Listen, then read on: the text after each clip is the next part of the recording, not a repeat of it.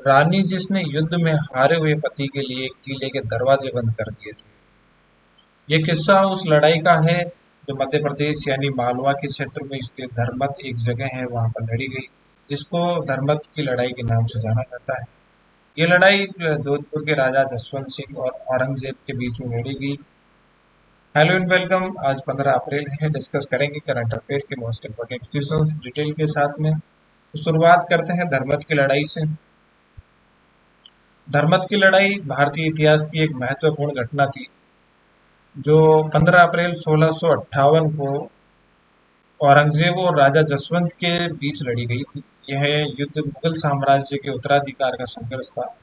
मुगल साम्राज्य के उत्तराधिकार का संघर्ष ऐसा था कि उस समय जो दिल्ली में जो शासन था वो शाहजहां का था। और जो शाहजहां की बीमार इस समय शाहजहां जब बीमार हुआ तो उसके जो चार बेटे थे, दारा शिकोह, शुजा, औरंगजेब और मुराद की भी सत्ता की लालसा बढ़ गई। तो जो शाहजहां थे वो अपने बड़े जो बेटा था दारा शिकोह को उत्तराधिकारी बनाना चाहता था, लेकिन औरंगजेब ने अपने भाई मुराद के साथ मिलकर सत्ता हथियाने की योजना बनाई और दक्षिण भारत से दिल्ली की तरफ कूच कर गया। कूच करने के बाद वह मालवा क्षेत्र में रुका।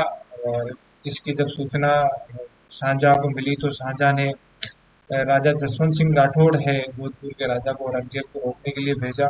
और इनके साथ एक कासिम खान सेनापति और था जसवंत के साथ में।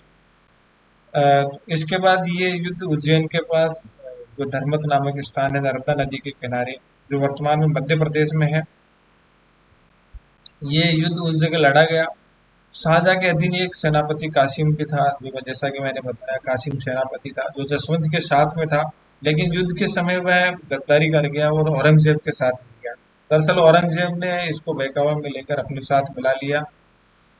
ये दारा सिकोह के लिए बहकावे में लेकर कि दारा सिकोह का वो हिंदू हो गया है और हिंदुओं की तरफ से ही वो युद्धों में भाग लेता है, ब्राह्मणों के साथ बैठता है कई उपनिषद।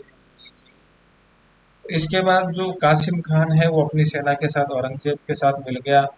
ऐसी स्थिति में जसवंत सिंह को हार का सामना करना पड़ा और हार के बाद जब वो वापस अपने किले पहुंचा तो जो रानी उसकी जसवंत देव थी उसने किले के दरवाजे बंद करवा दिए। इधर इस जीत के बाद औरंगजेब आगरा और दिल्ली की ओर बढ़ने का रास्ता साफ हो गया तो उसने दिल्ली पहुंचकर जो दारा सिकोह को हरा दिया और शाहजहां की गद्दी पर बैठा। तो ये इतिहास के साथ इतिहास भारत के इतिहास में एक बहुत इम्पोर्टेंट घटना है। जब जो मतलब ये राजस्थान के इतिहास में ऐसी रानियां भी हुई, हाड़ी रानी जैसी, जसवंत देव जैसी। जो जब हाड़ी रानी थी, जब राजा युद्ध के लिए नहीं गया था, नहीं जा रहा था, तो हाड़ी रानी ने अपना सिर काट के राजा को दे दिया था। ऐसे ही जसवंत देव है तो जसवंत देव जब हार के आए तो उन्होंने किला बंद कर दिया और कहा कि मैं हारे हुए राजा का मुंह नहीं देखना पसंद करूंगा।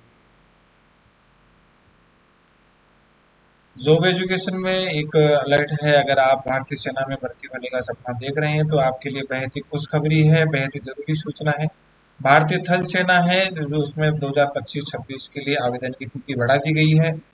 युवा अभ्यर्थी जो है वो 25 अप्रैल तक ऑनलाइन आवेदन कर सकते हैं। इसकी जो पहले अंतिम तिथि थी वो 10 अप्रैल निर्धारित की गई थी। राजस्थान पुलिस में 9,616 पदों पर भर्ती होनी है। इसकी जो आवेदन की शुरुआत 28 अप्रैल से होगी और अंतिम जो आवेदन की लास्ट डेट है वो 17 अप्रैल इसमें रखी गई है। वहीं आरपीएससी ने जो आरएस 2023 है उसके इंटरव्यू का शेड्यूल जारी किया है। पहले चरण के जो इंटरव्यू हैं वो 21 अप्रैल से होंगे।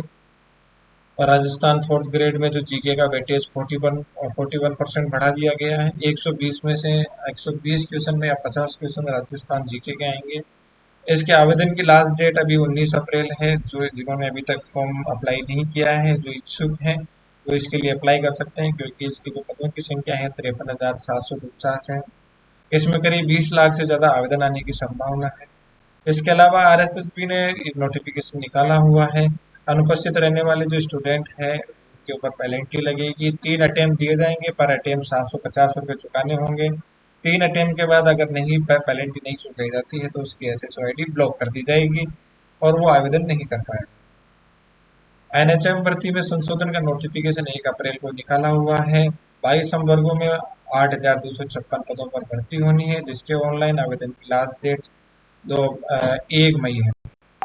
इसके अलावा असिस्टेंट इंजीनियर के पदों पर 1,057 पदों पर भर्ती भर्ती होनी है। एज लिमिट इसकी 40 साल है और आवेदन करने की लास्ट डेट इसमें 28 सितंबर रखी गई है। आरपीएससी द्वारा उप कमांडेंट के 4 पदों पर भर्ती निकाली हुई है। इसके जो आवेदन करने की लास्ट डेट 22 अप्रैल है, नजदीक है, और पूर्व आर्मी के अप्रेंटिस के लिए अप्लाई कर सकते हैं। करंट अफेयर के से जो फर्स्ट क्वेश्चन है उससे शुरुआत करते हैं। प्रधानमंत्री नरेंद्र मोदी ने 14 अप्रैल 2025 को हरियाणा के किस शहर में राज्य के पहले एयरपोर्ट का उद्घाटन किया?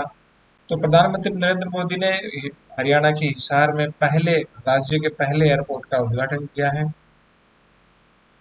प्रधानमंत्री नरेंद्र मोदी ने हरियाणा के हिसार में एयरपोर्ट का उद्घाटन किया। उद्घाटन के बाद पीएम मोदी ने हिसार से अयोध्या के लिए फ्लाइट को हरी झंडी दी। यानी एयरपोर्ट के उद्घाटन के बाद पहली फ्लाइट कहाँ के लिए रवाना की गई? हिसार से अयोध्या के लिए।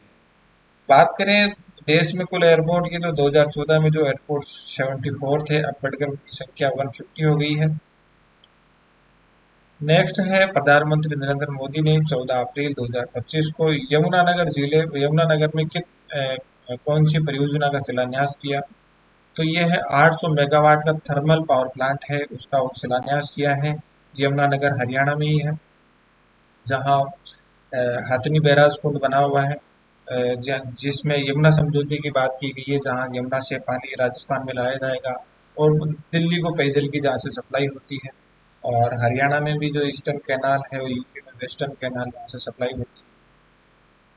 वहाँ ये अभी आधुनिक जो पहले तेजावाला जो कुंड था, ये तेजावाला जो था उसकी जगह अभी जो आधुनिक कुंड की आधुनिक जो उसके डैम की जो जगह ली है, वो हथनी कुंड बैराज ने ली है।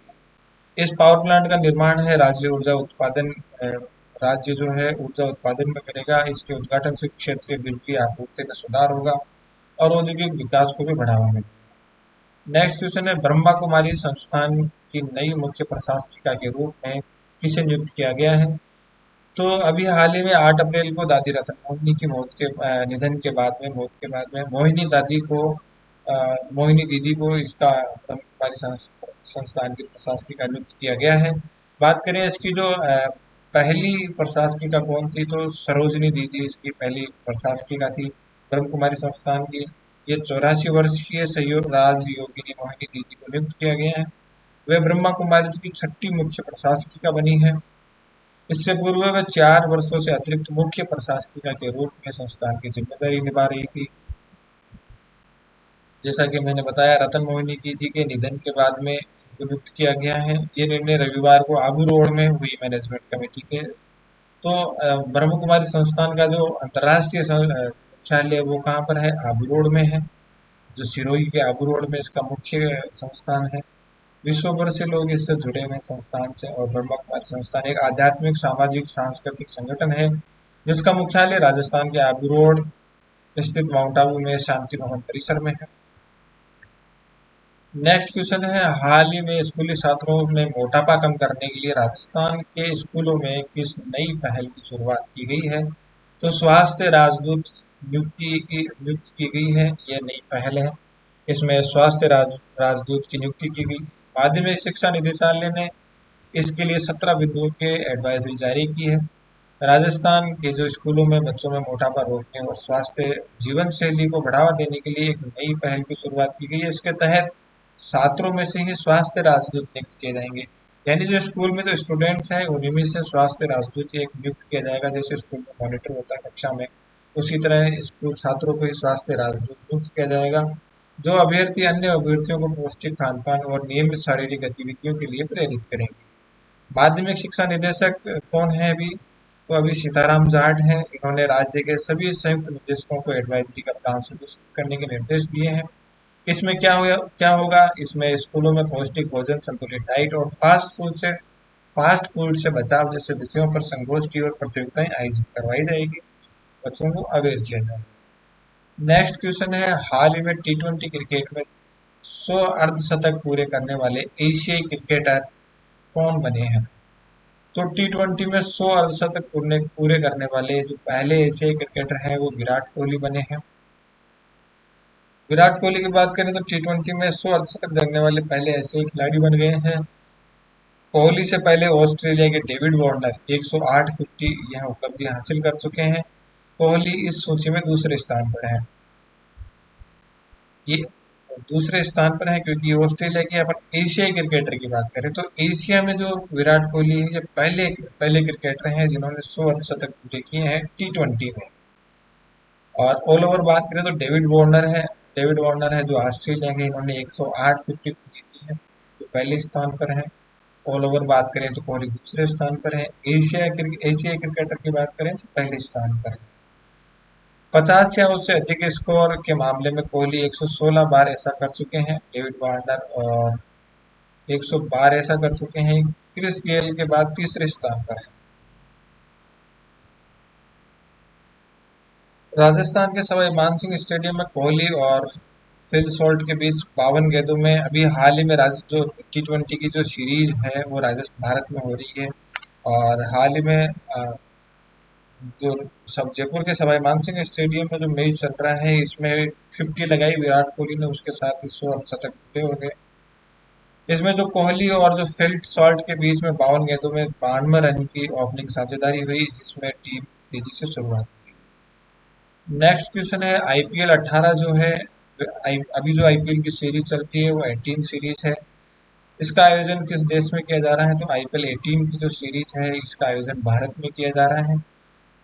इंडियन प्रीमियर लीग का जो 18वां संस्करण है वो भारत के विभिन्न शहरों में आयोजित किया जा रहा है, जिसमें मुंबई, दिल्ली, कोलकाता, चेन्नई, बेंगलुरु, हैदराबाद, जयपुर और अहमदाबाद शामिल है।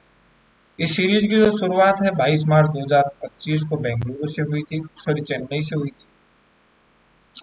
और जो उद्घाटन का मुकाबला है चेन्नई सुपर किंग्स सीएसके और रॉयल चैलेंजर्स बेंगलुरु आरसीबी के बीच चेन्नई के एमए चिदम्बरम स्टेडियम में खेला गया था। राजस्थान के जयपुर सवाई मानसिंह स्टेडियम में ये 13 अप्रैल को राजस्थान रॉयल और Rajasthan Challengers royal Challengers Bengaluru RR और आरसीबी के बीच पहला मैच खेला गया। बेंगलुरु ने पहले मैच की बात करें जो जयपुर राजस्थान के जयपुर में हुआ, इसमें बेंगलुरु ने टॉस जीतकर पहले गेंदबाजी चुनी और आरआर को 9 विकेट से करारी शिकस्त दी। यानी आरआर को इसमें अपने ही घर में आरआर को शिकस्त का सामना करना पड़ा, करारी हार का सामना करना पड़ा। तो ये है करंट अफेयर के मोस्ट इंपोर्टेंट क्वेश्चन जो डिटेल के साथ डिस्कस किए। वीडियो आपको कैसा लगा? अच्छा कंटेंट अच्छा लगा तो शेयर करें, लाइक करें, सब्सक्राइब करें।